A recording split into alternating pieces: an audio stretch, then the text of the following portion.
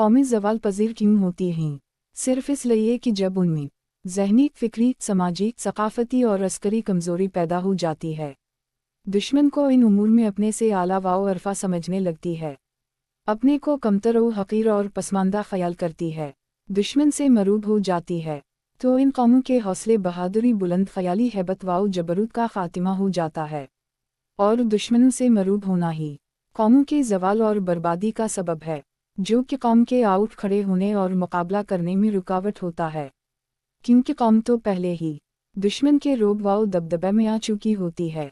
फिर वो वक्त आ जाता है कि गैरतमंद रिवायत की कौम अपने दुश्मन को खुश रखने के लिए मुख्तलिफ पापड़ बेलती नज़र आती है कि दुश्मन खुश रहे और मेरी जान बची रहे। यूं वो कौम दुश्मन पर झपटने की बजाय उल्टा दुश्मन को हौसला और जुरत फराहम करती है कि वो आराम से उन पर वार कर दे, और दुश्मन के हमले से बचने के लिए वो अपना नस्ब-अल-इन, जिहाद फ़ी सबील अल्लाह से रूगर्दानी करने लगती है। और इसलिए आज मुसलमान जिहाद की तलवार फेंक कर हर मामले में ज़लील व ख़वार है। हमारा सरबराह, हमारा कमांडर, हमारे हुक्मरान भी कफ़र को खुश करने के लिए कमर बस्ता हैं, बल्कि वो जिहाद के मतवालों को काफिर अमरीका, इंडिया, इसराइल, बरतानिया वगैरह से ज़बा करवा रहे हैं। हमारी बेहिस्सी यहाँ तक जा पहुँची है कि हमें जवान मर्दी बहादुरी की मिसाल देनी हो तो नपोलियन का नाम ही हमारे ज़हन में आता है। हमें कतई ये ख्याल नहीं आता हमारी कौम का एक शानदार माजी है। हमारी कौम ने केसवाओ कसरी बल्कि दुनिया के ख़दाओं को बुनियादों से गिरा दिया था, जिनके सामने नपोलियन की कोई हैसियत ही नहीं है। चलो आज तुमको मैं एक ऐसे मुसलमान हीरो का बताता हूँ जिसका नागुनाही जीत की गारंटी है। जर्मन जनरल फातेह इरवान रोमल ने अपनी हर फतह को इस्लामी हीरो हज़रत खालिद बिन वलीद की मरहूम मिन्नत कहा। हज़रत खालिद बिन वलीद, जिन्होंने उस वक्त दुनिया के खुदा बने बैठे थे, रूम और फारिस, इन ख़दाओं को मुस्लिम अमा के सामने घुटनों के बल बिठा दिया था। किसी कौम की हकीकी कदर कीमत इसके अफराद के ज़रिए होती है। अफराद अपने कारनामों की वजह से कौम की सरबुलंदी का सबब बनते हैं। जिस कौम में मुखलिस कारकुन, बाअमल आलम, निडर मुजाहिदीन, सच्चे सियासतदान हो, वो कौम तरक्की के बगैर नहीं रह सकती। और वही कौम ज़मीन की बादशाही की अहल है। इस्लाम से कबल अरबों का शुमार वहशे कौमों में होता था। अरब इंतहाई परागनदगी में ज़िंदगी गुजार रहे थे। किसी को सरदार मानना या खुद से बड़ा समझना उनके लिए नामुमकिन था। ज़रा ज़रा सी बात पर खुनरेज़ी शुरू हो जाती। निहायत बेअदब और गुस्ताख थे, और अपनी बेअदबी गुस्ताखी की डंगी मारते थे। अपने कबीले के लिए हर चीज़ कुर्बान कर देते। हर फर्द अपने कबीले के लिए कटकर मर जाता, भले वो हक़ पर भी ना हो। एक लंबी पस्ती और गुमराही के बाद अल्लाह ताला को उन पर रहम आ गया, और अल्लाह पाक ने उनको इस्लाम की दौलत से माला माल करने का फ़ैसला किया। इस्लाम के ज़ुहूर से कबल अल्लाह पाक ने इनमें क़िस बिन साइदा, वर्क़ा बिन नौफल को पैदा किया, जिन्हें अक़ल, फ़िक्र, तदब्बर, फ़रासत, दानाई से नवाजा, ताकि उनके ज़रिए लोगों को ज़हनी तौर पर तैयार किया जाए कि वो इस्लामी तालीमात को समझ सकें। इन लोगों ने अपनी फ़रासत, हिकमत की बातों से अरबों को अपनी तरफ मुतवज्जह किया, और अरबों की गुमराही अरबों को बताई। इनमें से एक गिरोह दीन इब्राहीम की तलाश में था, और एक गिरोह इससे भी बेहतर दीन की तलाश में था। इस्लाम का सूरज एक हौलनाक तारीकी के बाद नमूदार हुआ। उस वक्त दुनिया शाहान कसरा के इस्तिबदाद और क़यासिरा के ज़ुल्म की चुकी में पस रही थी। अल्लाह के बंदे अल्लाह को भूलकर बेजान पत्थरों की इबादत कर रहे थे। फिर अल्लाह पाक ने उनकी हदायत चाही।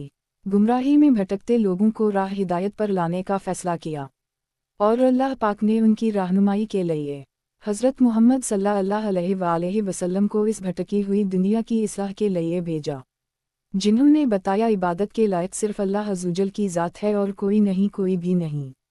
आपने हर इंसान के लिए जो ज़िंदगी के तरीक़े पेश किए, ना आवन से पहले किसी ने बताए, ना बाद में कोई बता सकेगा। जिस एक कलमे पर मुसलमान मुत्तहिद हुए वो कलिमा ला इलाहा इल्लल्लाह मुहम्मद रसूलुल्लाह है। नून, ये कलिमा ज़बान पर आते ही हर मुसलमान के दिल से कीना मिट जाता है, और मुसलमानों के सीने में एक नई हरारत पैदा हो जाती है। उस वक्त भी ऐसे ही हुआ था। बड़े बड़े तारीख़ दान हैरान व परेशान हैं कि मुसलमानों की इतनी फतूहत, और वो भी अभी वहशियाना दौड़ से निकले हैं, अभी तो अपने पैरों पर खड़े भी नहीं हो पाए थे कि दुनिया में अपनी बहादुरी के झंडे का तरह गाड़ दिए। आखिर वो कौन सी बात है जिसने इस तहजीब से अनजान और इखलाक से बेखबर कौम को आला दर्जे की मुहज़्ज़ब कौम बना दिया। इन सवालात का एक ही जवाब है इस्लाम, दीन इस्लाम, जिसने अरबों के बिखरे शराज़ों को इकट्ठा किया। ये वहशी अरब कैसे मुसावाट और इंसाफ पर कायम हो गए। जब मुसलमानों ने अपने इर्द गिर्द नज़र दौड़ाई तो देखा, एक तरफ अमीर लोग अपनी ऐश परस्ती में हैं और दूसरी तरफ गुलाम ही गरीब लोग हैं, जो जुल्म व सितम की चुकी में पस रहे हैं। इंसानियत पर जुल्म का ननगा नाच जारी था, दुनिया में गुमराही का बाजार गर्म था। तब मुसलमानों को ये अल्लाह का फरमान मशल राह बना कि तुम में से एक जमात ऐसी होनी चाहिए जो लोगों को नेकी की तरफ बुलाए और उनको गुनाह से रोके। इस अल्लाह के फरमान की इशाअत के लिए कमर बांधी और जी जान से इस काम पर लग गए। उनका सिर्फ एक ही मकसद था, कलिमा हक और अल्लाह करीम की मखलूक की खैर खाही। इस मैदान के अजीम शहसवार थे अबू बकर, उमर, उस्मान, अली, इमरू बिन अलास और खालिद बिन वलीद रज़ी अल्लाह अन्हा थे। सीदना खालिद बिन वलीद इंतहाई अहम शख्सियत के मालिक थे। मुर्तदीन का जोर तोड़ने और इराक शाम जो इस वक्त की अजीम उश्शान क़ुव्वतें थीं, उनको फतह किया और इस्लाम का परचम उनके सीने में गाड़ा। आपका नाम सुनकर दुश्मनों की फौजें थर थर कांपने लगती थी और वो मुकाबले से कतराती थी। दुनिया में जितने भी ज़माने या दूर गुजरे हैं, इनमें सबसे अफजल दूर सरदार अल-अंबिया हज़रत मोहम्मद सल्लल्लाहु अलैहि वसल्लम का ज़माना और दूर था। इसके ज़रा कम दूर खैर व भलाई का आप सल्लल्लाहु अलैहि वसल्लम के असहाब का ज़माना था। फिर ताबईन और फिर तब ताबईन का दूर था, जो 2 सदियों 200 सालों पर फैला हुआ है, जो 210 हिजरी को ख़त्म हुआ। ये 200 साल का ज़माना खैर व भलाई का ज़माना था। सीदना खालिद बिन वलीद रज़ी अल्लाह अन्हा जंगी तारीख़ के एक अजीम उश्शान जर्नल थे। सीदना खालिद बिन वलीद बचपन से ही फुर्तीला, चाक़ू, चौबंद और बहुत दिलेर थे। कबीला बनो मखज़ूम के सरदार वलीद बिन नसीर के फ़र्जंद अर्जमंद थे। इस सबब सबकी आँख का तारा थे। जवान होकर आपकी अक़ल और बहादुरी का रंग खूब निखरा। सिडोल जिस्म में बल्ला की कशिश थी, दूर जाहलियत में मुअज़्ज़ज़ीन में शुमार होता था।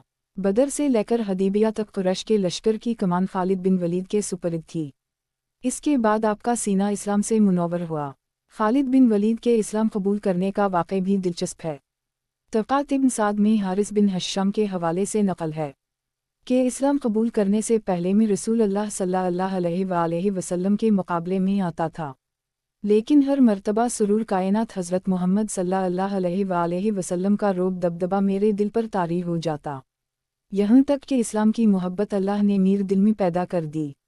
एक मर्तबा नबी करीम सल्लल्लाहु अलैहि वसल्लम मैदान जंग में अपने असहाबे के साथ ज़हर की नमाज़ पढ़ रहे थे। मैंने सोचा ये मुनासिब वक्त है, अगर अभी हमला कर दिया जाए तो मुसलमानों को नाकाबिल यकीन नुकसान होगा। लेकिन हौसला ना होता, यूं लगता किसी गीबी ताकत ने रोक दिया है मुझे। फिर असर की नमाज के वक्त जब नबी करीम सल्लल्लाहु अलैहि वसल्लम नमाज पढ़ रहे थे, तब ये ख्याल आया मुझे, लेकिन कदम आगे ना बढ़ सके। तो मेरे दिल ने कहा, उनकी तो कोई गीबी ताकत मदद कर रही है, ये तो पूरी दुनिया पर गालिब आ जाएंगे। जब कुरैश से सुलह करने के बाद नबी करीम सल्लल्लाहु अलैहि वसल्लम अपने सहाबा के साथ वापस मदीना मुनव्वरा तशरीफ़ ले गए तो मेरे दिल में ख्याल आया किया मैं हबशा चला जाऊँ। फिर ख्याल आया कि हबशा का बादशाह नजाशी तो पहले ही मोहम्मद सल्लल्लाहु अलैहि का दामनगीर हो चुका है। फिर सोचा शाह हरकल के पास चला जाओ और अपना दीन चबमुड़ कर नसवानी हो जाओ, या अरब जो खैर बात कह दो और किसी उजमी मुल्क की राह लो, या अपने ही घर में हाथ पे हाथ रख कर बैठ जाओ। इन्हीं ख्यालात में गुम था कि मेरे भाई का तहरीरी पैगाम मिला। जाओ इस्लाम कबूल कर चुका था। मेरे भाई ने बड़े ही प्यार भरे अंदाज में लिखा था, भाई जान, मेरे आका दो जहां के सरदार शाह उमम सल्लल्लाहु अलैहि वसल्लम का रब एक दिन ज़रूर मेरे भाई को आप सल्लल्लाहु अलैहि वसल्लम के कदमों में के आएगा। ये हो ही नहीं सकता कि मेरा ज़हीन फ़तीन और कैक़वाओ फ़हीम भाई इस्लाम जैसी नेमत से महरूम रह जाए।